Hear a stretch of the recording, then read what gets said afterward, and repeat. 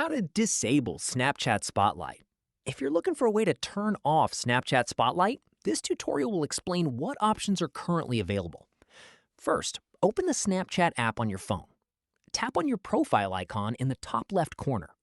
Next, tap the settings icon in the top right corner.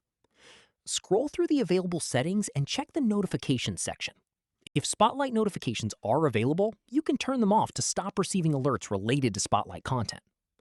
However, it's important to know that Snapchat does not currently offer an option to completely disable or remove the Spotlight tab from the app. The Spotlight section is built into Snapchat, so it will remain visible, even if you don't use it.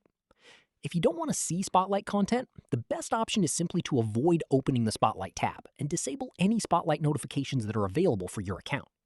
So it's really as simple as that, guys. If you did find this video helpful, then let me know in the comments. Make sure to like the video and subscribe for more Snapchat tutorials, and I'll see you in the next one.